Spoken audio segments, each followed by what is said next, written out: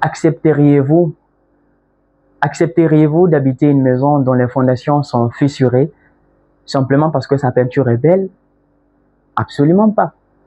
Aujourd'hui, certains parmi nous pensent que l'apparence influence la réussite.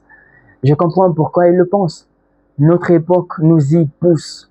Nous sommes dans une société où il est plus facile de paraître compétent que de l'être véritablement.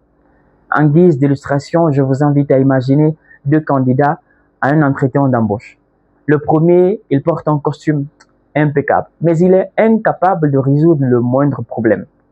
Le second est discret, mais il a les compétences, l'expérience et les solutions. À votre avis, lequel sera à son poste 6 mois plus tard? La réponse, elle est évidente. Le problème est qu'on confond ce qui attire avec ce qui bâtit, ce qui capte le regard avec ce qui bâtit la confiance. Alors que les Nelson Mandela ne sont pas rentrés dans l'histoire parce qu'ils étaient les plus élégants de leurs époques, ils sont entrés dans l'histoire parce qu'ils ont laissé une empreinte. Et aujourd'hui, le véritable danger, c'est d'éduquer une génération qui préfère être vue avant d'être utile, de paraître avant de devenir. Or, le miroir qu'on fantasme ne fabrique ni un médecin capable de sauver des vies, ni un ingénieur capable de bâtir des ponts, encore moins un enseignant capable de réveiller les confiances.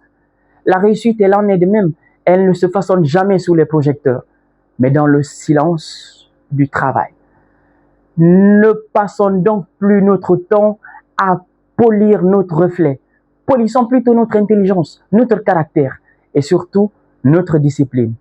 Car les apparences captent les regards, mais ce sont plutôt les connaissances et les compétences qu'on a qui retiennent la confiance.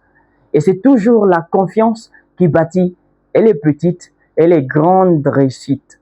Alors, je vous invite à ne plus vouloir être remarqué. Cherchez plutôt à être plus remplaçable, irremplaçable. Je vous remercie.